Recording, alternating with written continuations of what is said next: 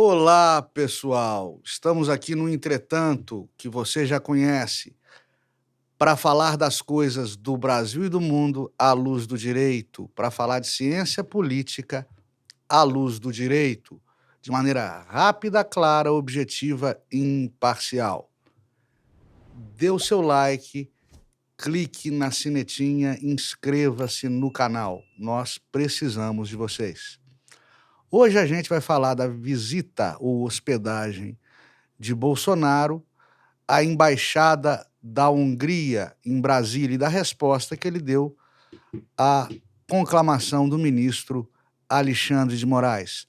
Vamos falar da repercussão aqui e na França do encontro de Lula e do presidente francês Emmanuel Macron. E vamos falar dos 60 anos da Revolução, ou golpe, ou contragolpe de 1964. Tudo isso, no entretanto, eu já estou esperando vocês.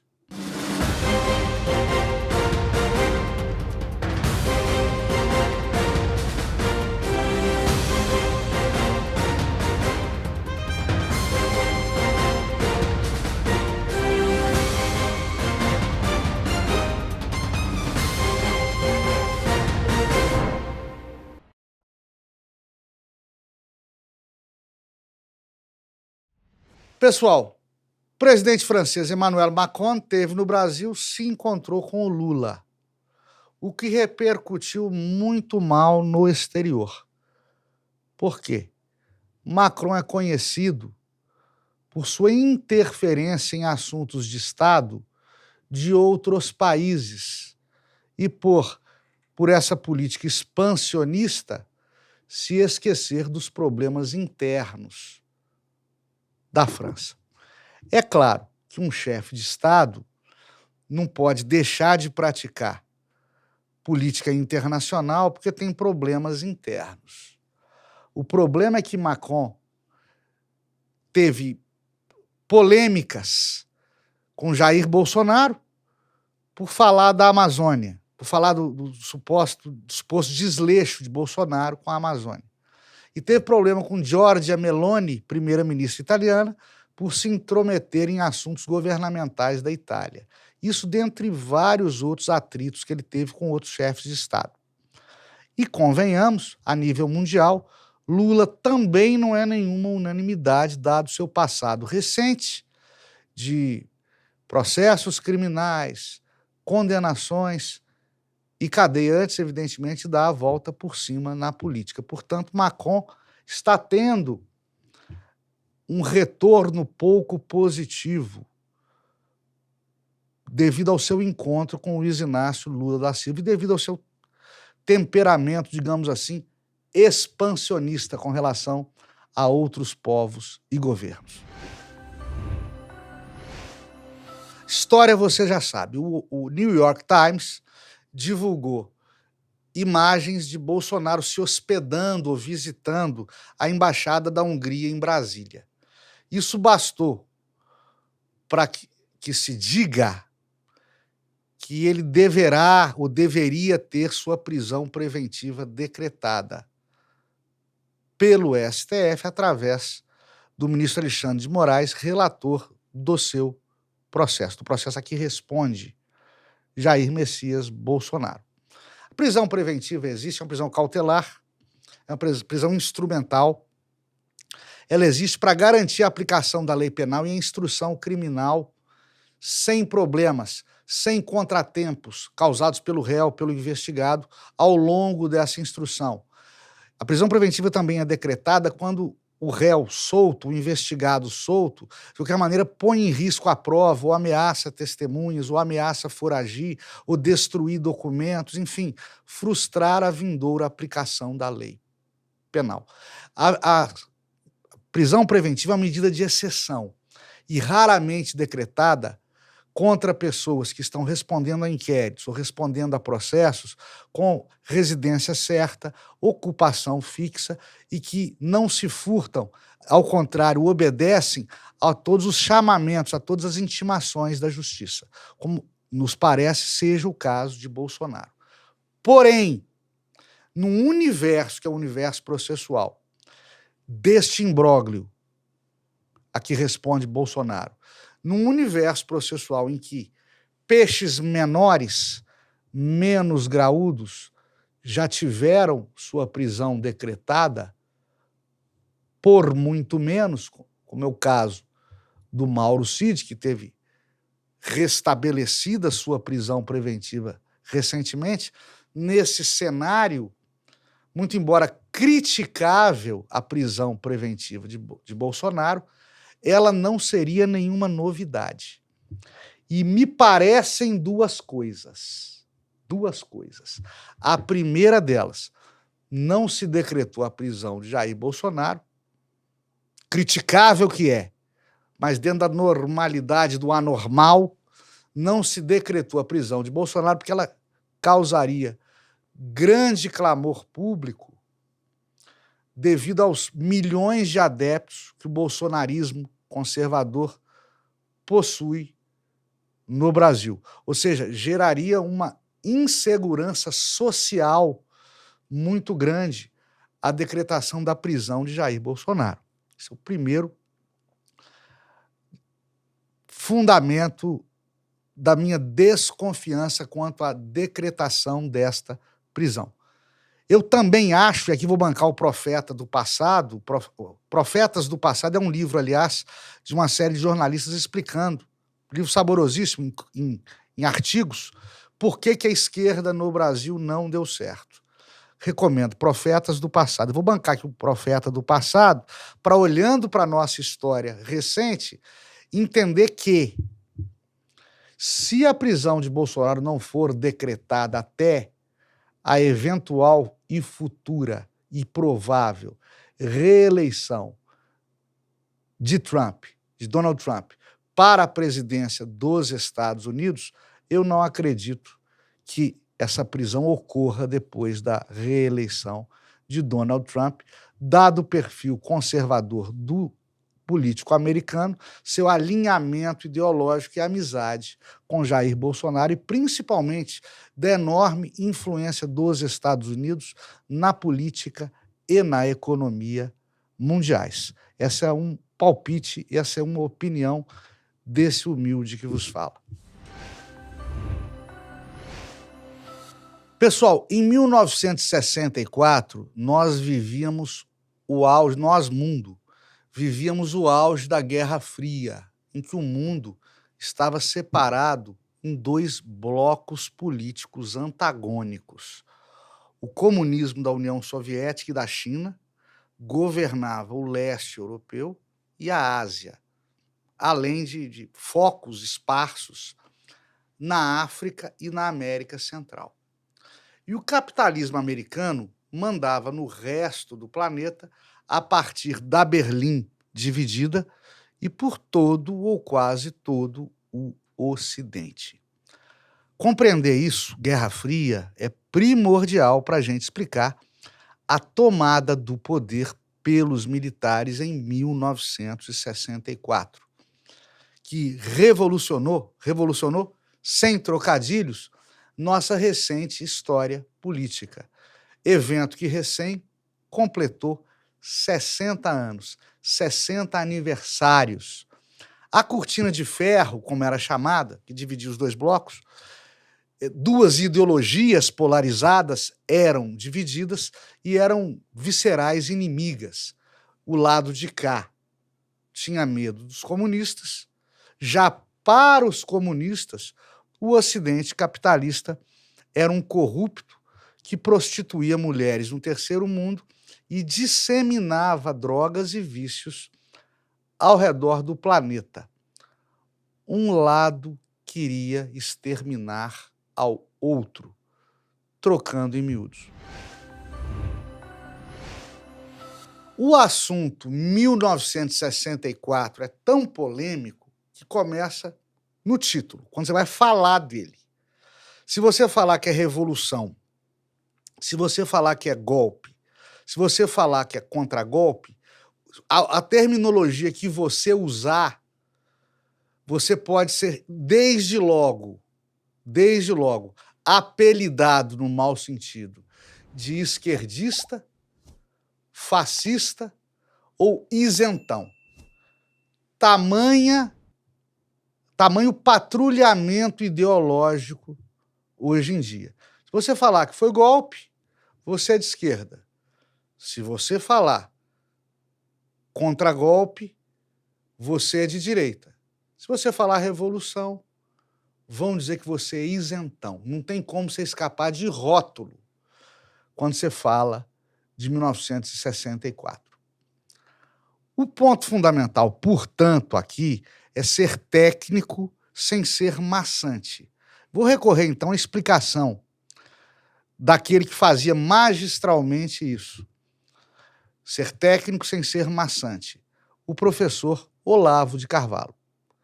Em uma revolução, dizia Olavo de Carvalho, não há só uma tomada do poder, mas uma mudança constitucional imposta, uma modificação da forma de governo impelida pela força das armas.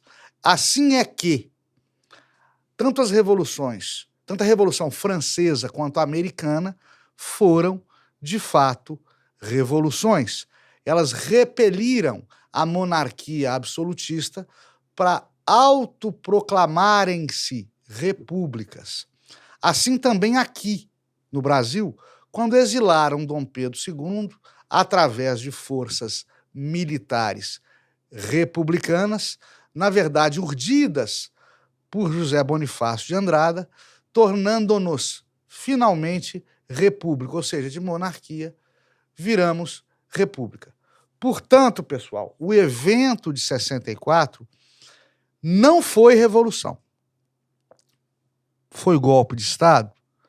Somente seria possível golpe de Estado se forcejado, se forçado por toda uma população contra um presidente acidentalmente no poder e exercendo um mandato para lá de acidentado. João Goulart foi o pior presidente da nossa história política, de longe e disparado. Ele conseguia desagradar a todos os setores da sociedade, inclusive aos militares, que muito antes de intercederem para tirá-lo do poder, na verdade, o que fizeram foi parar de prestar-lhe apoio. Sem os militares, João Goulart, o Jango, ficou desprotegido perante o Congresso Nacional, sem sustentação no Congresso, sem sustentação na imprensa e perante a opinião pública. Foi essa gente toda que insuflou as Forças Armadas a finalmente tomarem o poder. O Exército e a Aeronáutica fizeram, naquela época, e em um primeiro momento, em nome de toda a nação, essa tomada do poder. Depois, no poder, permaneceram com medo da ameaça comunista. E aqui eu volto ao contexto da Guerra Fria, explicado já para vocês. Hoje, para a gente, é incompreensível esse temor de uma ditadura comunista no Brasil, imposta pelas armas, pelo menos. Mesmo na época, 64, isso seria impossível. Por isso, e por fim, aquela tomada do poder não foi jamais um contragolpe. Jango era um comunista disfarçado, mas sem força política alguma para modificar o funcionamento das instituições do Estado ou da economia. Ele mal se aguentava em pé, politicamente, quando foi deposto. E os movimentos armados de esquerda, que então já existiam, eles eram episódicos, esporádicos e compostos de gatos pingados, todos inspirados pela Revolução Cubana de Fidel Castro e todos inexoravelmente fadados ao fracasso. O que deu errado com o Brasil sob o regime militar? Ou melhor, o que deu certo a partir de 64? Bom, no bom sentido, tivemos nosso apogeu econômico no começo dos anos 1970. A gente viveu um milagre econômico impulsionado pelo expansionismo de obras públicas, balança comercial superavitária, chegada de grandes indústrias vitaminadas pelo capital norte-americano. Os Estados Unidos precisavam financiar o governo militar e o fizeram magistralmente, mas nossos presidentes militares também deram conta do recado, isso é inegável. Escolheram bons gabinetes e gestores que, sem qualquer controle de gastos financeiros, sem Ministério Público fiscalizando e sem leis impondo regras orçamentárias, protegeram ao capital privado. Para isso, todavia, esvaziaram os cofres públicos e nos tornaram dependentes de empréstimos internacionais. A gente só conseguiu cortar parcialmente esse cordão umbilical bancário nos anos FHC, nos anos Fernando Henrique Cardoso.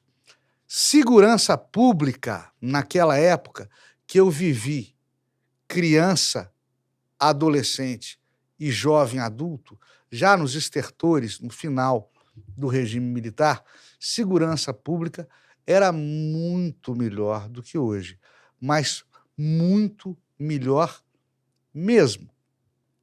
Se você vivesse em cidades do interior, você dormiria de portas e janelas abertas. Em cidades grandes, dava para dirigir seu carro pelo trânsito afora com a janela aberta e braço para fora com relógio no pulso. Mulher andava pelas ruas das grandes cidades sacudindo bolsa despreocupadamente. Se você não pertencesse a alguma minoria, se você não cometesse crimes ou não desse, direto ou indiretamente, apoio a grupos de esquerda armada, a vida era mais tranquila para você em termos de segurança pública. Assalto à mão armada, quando havia, era reprimido com violência pela polícia e o método adotado muitas vezes era polêmico, criticável, mas de modo macabro, eficaz. Eles simplesmente sumiam com assaltantes, com criminosos mais violentos naquela época. A nossa educação era muito melhor do que hoje. Havia pouco dinheiro, mas, pessoal, professor sempre foi muito mal pago. Mas eles eram bem formados e formavam bem. Alunos, naquela época, eram reprovados e obrigados a repetir ano. Mestres em sala de aula tinham o poder de pais e pais não enchiam o saco da escola quando seus filhos eram admoestados, suspensos ou reprovados. Qualquer aluno que concluísse o ensino médio, naquela época, em escola pública, daria e dá banho de conhecimento em bacharel de curso superior de hoje em dia. E havia senso cívico nas escolas. Entenda isso, por favor, muito bem. Uma coisa é militarizar aluno do ensino médio, que para muitos é um erro, e eu admito que é uma tese viável até certo ponto. Outra coisa é não ensinar história, não valorizar os grandes vultos do nosso passado e também não ensinar o hino nacional, o significado da bandeira e não inserir um pouco de orgulho patriótico nos nossos jovens. E todo jovem deve ter orgulho patriótico. é indispensável para a sua formação. Naquela época, pessoal, havia disso tudo e era muito bom. Tanta coisa boa assim não acontece sozinha no mundo real. Toda rosa tem espinhos, e os espinhos do regime militar eram pontiagudos, profusos, perigosos. Os militares, até certo ponto, gostaram do poder. E o que era para ser um punch, um evento isolado que logo restituiria a ordem constitucional, durou 20 longos anos.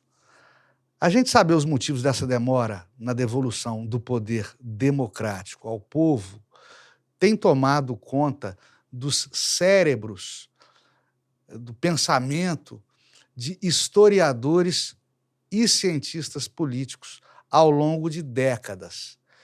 Entusiasmado, mesas de bar, conversa de barbeiro, arregimentado blogueiros, políticos, escritores, tudo sempre em torno desse tema.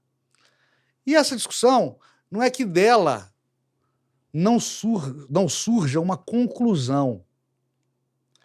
Na verdade, há várias conclusões que se chega quando se indaga dos motivos dessa longevidade do militarismo no poder durante o regime de exceção.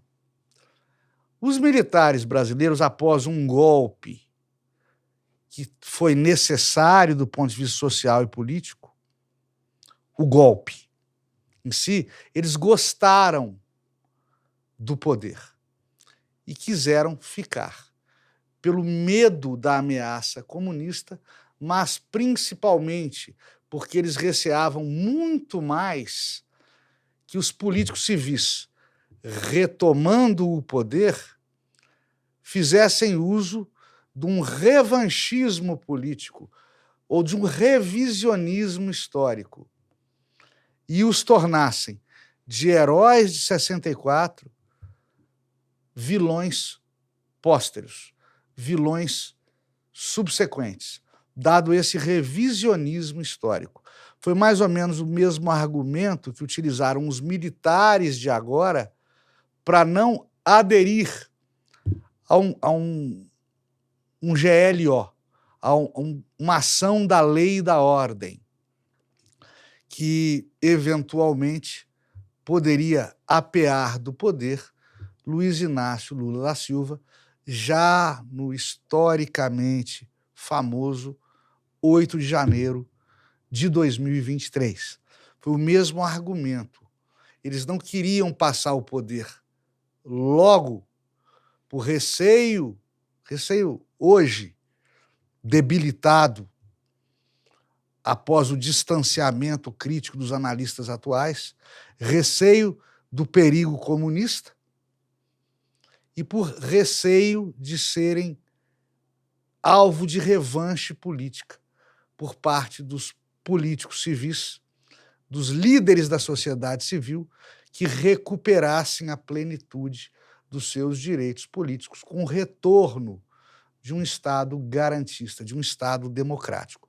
Esse era o receio dos militares do governo brasileiro durante o regime que se inaugurou em 1964. Eu falei aqui para vocês que o golpe de 64 pode ter sido socialmente necessário, mas o regime subsequente, com sua longevidade, foi desnecessário.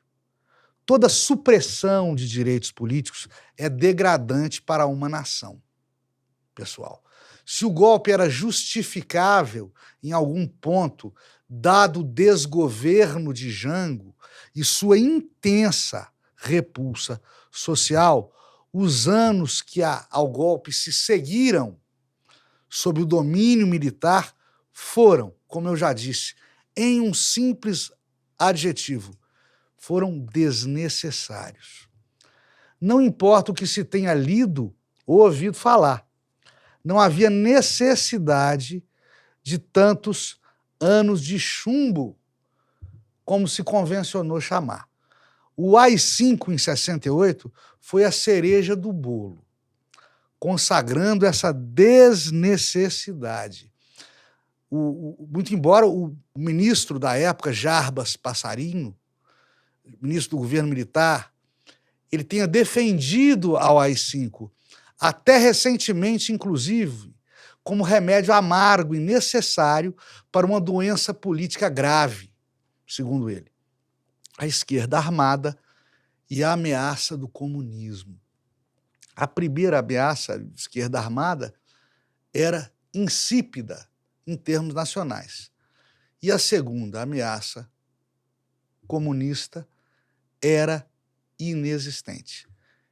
Eu sou militar da reserva, enquanto militar, nos estertores, no final do regime de exceção, eu ouvi do meu comandante, numa palestra, eu constrito: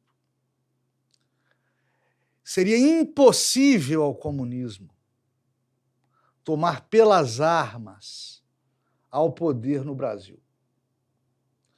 Dadas as peculiaridades da sociedade brasileira e do seu povo, somos extremamente religiosos, somos extremamente adeptos da liberdade política de votar e ser votado. Adoramos consumir, adoramos o capitalismo e o presidencialismo. Gostamos de votar nos nossos presidentes. Nós nos besuntamos, nos lambuzamos de liberdade aqui no Brasil. Alguns acham até que temos liberdade demais. Esse perfil do Brasil e dos brasileiros não se aduna, não se conecta com os regimes comunistas. Seria inútil a qualquer ditadura comunista tentar ser implantada, qualquer ideologia comunista ser implantada pela força das armas no Brasil. O que não quer dizer, todavia, que através de manipulação cultural, através de guerra cultural, isso não possa ideologicamente ser feito. Mas pelo poder dos fuzis, seria impossível, até pelas dimensões continentais do território brasileiro. Ainda assim, pessoal, o regime militar e a repressão que a ele se seguiu enquanto durou o período de exceção foi um divisor de águas que merece ser estudado e não tem por que ser esquecido. Para muitos, o golpe deveria ser comemorado. Eu não chego a tanto. Ele foi importante, sim. É inegável que demonstrou nossa aptidão para a liberdade ideológica e política, nossa resistência contra radicais armados e a possibilidade, a nossa vocação para fazer ressurgir das ruínas políticas o fervor pela liberdade. E é assim que o regime de 64, que o evento de 64, que a revolução ou golpe de 64, como queiram, deve ser lembrado. Pessoal, o Brasil é único em diversos aspectos. É por isso que eu falo que ele é uma jabuticaba. Só existe por aqui. Fomos a única colônia de Portugal que também foi sede da metrópole, quando D. João VI transferiu para o Rio de Janeiro sua corte e o seu governo, fugido de Napoleão. Nossa independência veio sem derramamento de sangue relevante. E assim também a nossa Revolução Republicana, sem tiros. Lutamos 2 guerras que vencemos. Vencemos, mas não ganhamos nada com isso. A do Paraguai e a Segunda Guerra Mundial. O golpe militar também, o nosso golpe militar também, foi uma jabuticaba quando ocorreu. Por quê? Foi um golpe querido por quase todos, outro ponto fora da curva. Além disso, a ditadura que se seguiu ao golpe foi a única com alternância no poder entre generais. E eleições indiretas, como são eleições indiretas até hoje nos Estados Unidos. Sempre foram, aliás, eleições indiretas. Havia eleições, aliás, com oposição e esquerda e tribunais militares que julgavam aos abusos da repressão. O golpe, a revolução e a ditadura também foi única em mais um sentido. Em 20 anos de chumbo, como dizem, há documentadas cerca de 4.000 vítimas do nosso regime militar, entre desaparecidos, exilados, torturados e mortos. A ditadura argentina matou mais de 20.000, 5 vezes mais do que a gente. Matou mais de 20.000 em 8 anos. E no Chile liquidaram quase o dobro disso em dissidentes políticos ao longo de uma revolução civil. Fidel exterminou 200.000 cubanos e opositores do regime. 200.000. Stalin matou a milhões dos seus compatriotas. Moral da história: quando nós brasileiros somos maus, nós somos menos piores. Para terminar aqui, saiu esta semana no Estadão a coluna do Fareed Zakaria, um jornalista americano, articulista do Washington Post e do Estadão, tá? Ele diz o seguinte: as democracias liberais devem evitar a tentação de usar meios antiliberais, mesmo quando confrontadas com posicionamentos e opiniões abertamente hostis a elas. Muitos desejam banir a fala daqueles que defendem ideias, entre aspas, erradas. Querem alcançar a igualdade racial por meio de cotas. Querem usar o ensino e a arte para alcançar objetivos políticos em vez de educacionais e artísticos. Pessoal, fiquem todos com Deus e até a próxima. Dê o seu like, se inscreva no canal, manifeste a sua opinião. Ela é muito importante para nós.